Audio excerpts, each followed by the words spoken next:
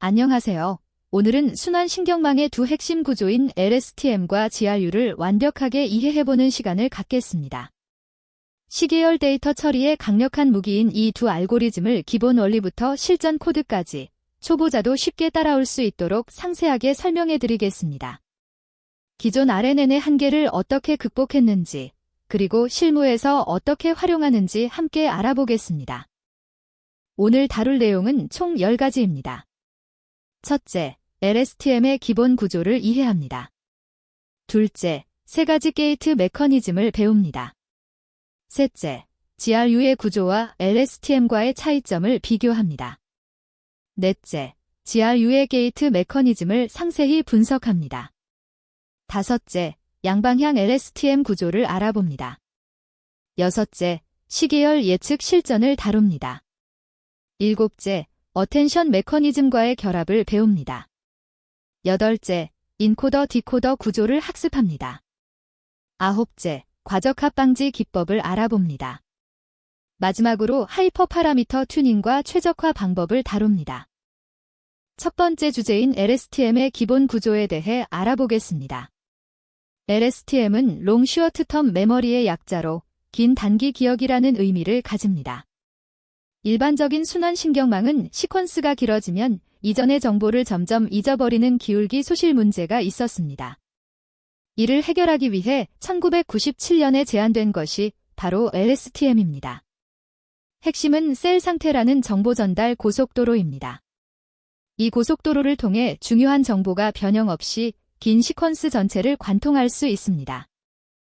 LSTM의 핵심 구성 요소를 좀 더 자세히 살펴보겠습니다. 첫 번째는 셀 상태입니다. 이것은 시퀀스 전체를 가로지르며 정보를 그대로 전달하는 역할을 합니다. 마치 고속도로에서 차가 멈추지 않고 달리는 것과 같습니다. 두 번째는 은닉 상태로 현재 시점의 출력으로 사용됩니다. 세 번째는 게이트 구조입니다. 이 게이트들이 정보의 흐름을 정밀하게 제어하여 필요한 정보만 선택적으로 통과시키거나 차단합니다. 이 세 가지가 협력하여 LSTM은 긴 시퀀스에서도 중요한 정보를 유지할 수 있습니다. 지금까지 설명한 LSTM의 기본 구조를 파이토워치 코드로 구현해 보았습니다. 베이식 LSTM 클래스는 입력 크기와 은닉 상태 크기를 받아 LSTM 레이어를 초기화합니다. 배치 퍼스트를 true로 설정하면 입력 형태가 배치 크기, 시퀀스 길이, 입력 크기 순서가 됩니다. 포워드 메서드에서는 입력을 받아 출력과 함께 은닉 상태와 셀 상태를 반환합니다. 이 두 상태가 바로 LSTM이 정보를 기억하는 핵심 메커니즘입니다. 이제 LSTM의 3가지 게이트 메커니즘을 자세히 알아보겠습니다.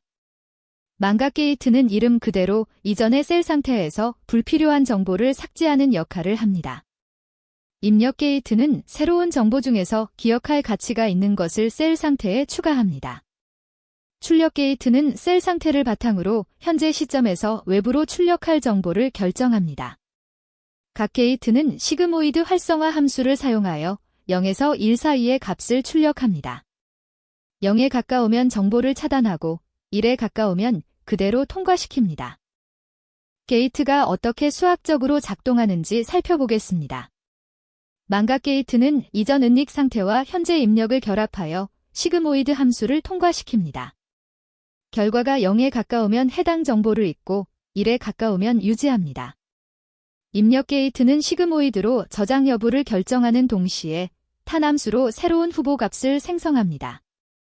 그리고 출력 게이트는 시그모이드로 출력 비율을 결정한 뒤 탄함수를 거친 셀 상태와 곱하여 최종 출력을 만듭니다. 이 과정이 매 시간 스텝마다 반복되면서 정보를 동적으로 관리합니다. 게이트 메커니즘을 직접 구현한 코드를 살펴보겠습니다. LSTM ISGH 클래스는 4개의 선형 변환 레이어를 가집니다. 각각 망각 게이트, 입력 게이트, 출력 게이트, 그리고 후보값 생성에 사용됩니다. 포워드 메서드에서는 이전 은닉 상태와 현재 입력을 결합한 후 각 게이트에 통과시킵니다. 망각 게이트로 기존 셀 상태의 삭제 비율을 계산하고 입력 게이트로 새로운 정보의 저장 비율을 결정합니다. 최종적으로 셀 상태를 업데이트하고 새로운 은닉 상태를 출력합니다. 이제 GRU에 대해 알아보겠습니다. GRU는 Gated Recurrent Unit의 약자로 2014년에 제안된 LSTM의 경량화 버전입니다. GRU의 핵심 아이디어는 LSTM의 셀 상태와 은닉 상태를 하나로 합치고 3개의 게이트를 2개로 줄이는 것입니다.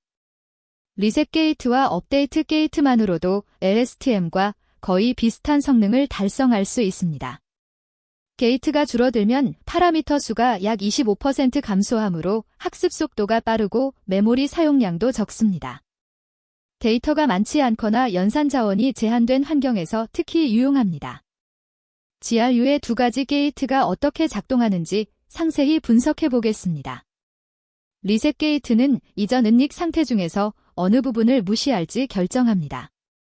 이를 통해 과거 정보와 새로운 입력의 조합 비율을 조절합니다. 리셋 게이트 값이 작으면 과거 정보를 거의 무시하고 새로운 입력에 집중하게 됩니다.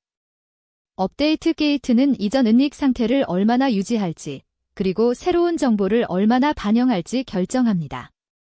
이는 사실상 LSTM의 망각 게이트와 입력 게이트를 하나로 합친 것입니다. 업데이트 게이트 값이 1이면 이전 상태를 그대로 유지하고 0이면 완전히 새로운 상태로 교체합니다. LSTM과 GRU의 차이를 코드로 비교해 보겠습니다. 컴페어 마델즈 클래스는 동일한 설정의 LSTM과 GRU 모델을 생성합니다. 카운트 퍼럼즈 메서드로 두 모델의 파라미터 수를 비교할 수 있습니다. 일반적으로 GRU가 LSTM보다 파라미터가 약 25% 적습니다. 벤치마욱 메서드로 동일한 입력에 대한 연산 시간도 비교할 수 있습니다. 실제로 GRU가 더 빠르게 동작하는 것을 확인할 수 있습니다. 다만 데이터셋이 매우 크고 복잡한 패턴을 학습해야 할 때는 LSTM이 더 나은 성능을 보일 수 있습니다. 다음은 양방향 LSTM입니다. 기존 LSTM은 시간의 순방향으로만 정보를 처리합니다. 하지만 자연어에서는 단어의 의미가 앞뒤 문맥에 의해 결정되는 경우가 많습니다. 양방향 LSTM은 정방향과 역방향 2개의 LSTM을 병렬로 실행하여 과거와 미래의 문맥을 동시에 파악합니다. 예를 들어 그는 은행에 갔다라는 문장에서 은행이 금융기관인지 강독인지는 앞뒤 문맥에 따라 다릅니다. 양방향 구조는 이러한 문맥 의존성을 훨씬 정확하게 파악할 수 있어 텍스트 분류, 개체명 인식 등에서 뛰어난 성능을 보입니다. 양방향 LSTM을 텍스트 분류에 적용한 코드입니다. ByLSTM 클래스 파이어 클래스는 임베딩 레이어, 양방향 LSTM, 그리고 분류기로 구성됩니다. 바이더렉션을 true로 설정하면 은닉 상태의 크기가 2배가 됩니다. 왜냐하면 정방향과 역방향 각각에서 은닉 상태가 출력되기 때문입니다. 포워드 메서드에서는 정방향의 마지막 상태와 역방향의 마지막 상태를 연결하여 최종 분류를 수행합니다.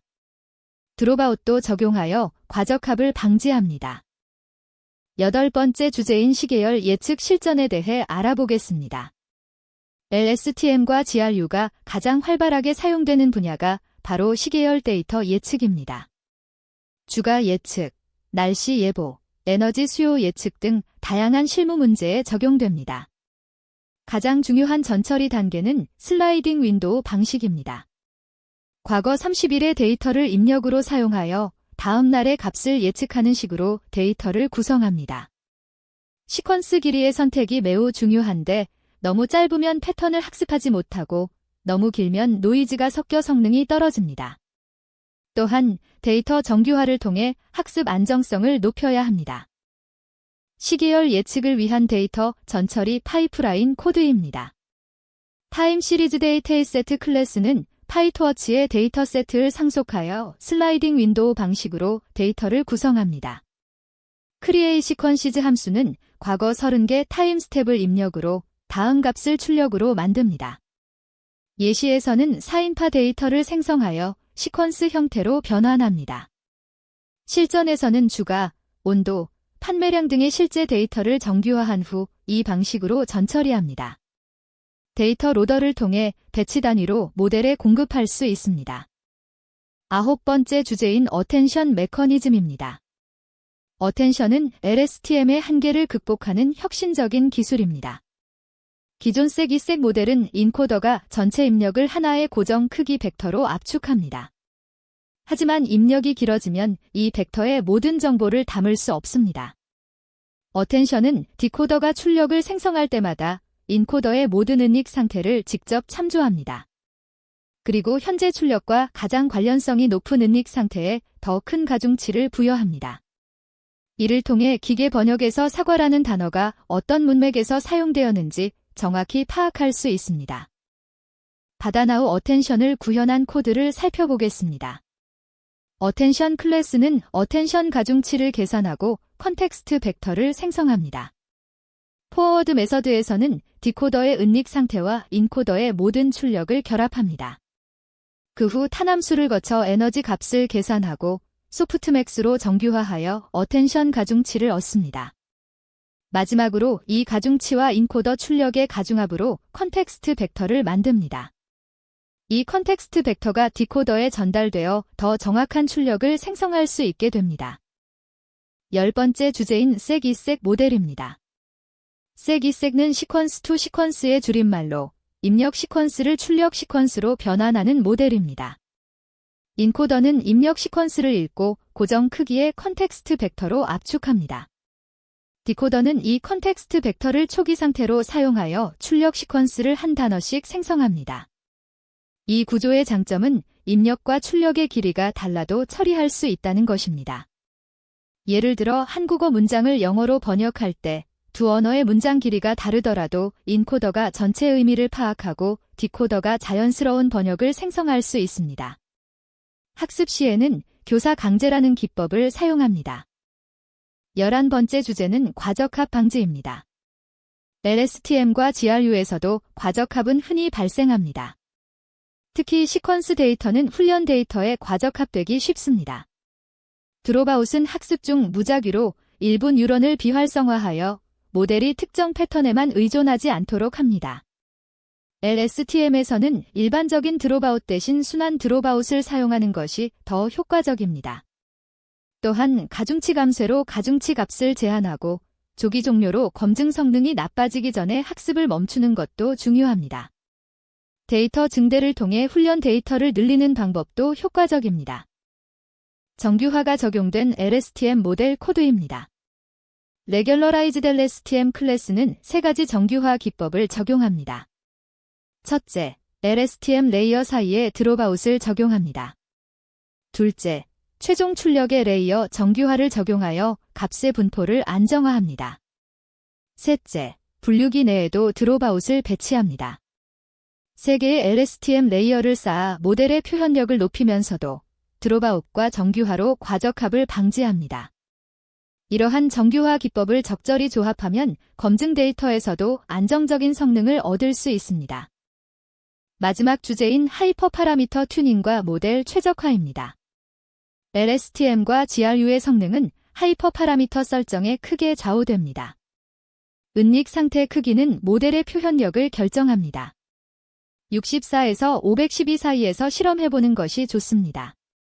너무 작으면 표현력이 부족하고 너무 크면 과적합과 연산 비용 증가 문제가 발생합니다. 레이어 수는 보통 1에서 3 사이가 적당합니다. 너무 깊으면 기울기 문제가 다시 발생할 수 있습니다. 학습률은 0.001에서 시작하여 검증 손실이 개선되지 않으면 절반으로 줄이는 방식이 효과적입니다. 배치 크기는 GPU 메모리와 학습 안정성을 고려하여 32에서 128 사이에서 선택합니다. 지금까지 LSTM과 GRU의 핵심 개념을 기본 구조부터 실전 활용까지 완벽하게 살펴보았습니다. 기본 구조와 게이트 메커니즘, 양방향 LSTM, 어텐션 결합, 그리고 최적화 기법까지 모두 다루었습니다. 이론과 코드를 함께 살펴보며 이해도를 높일 수 있었기를 바랍니다.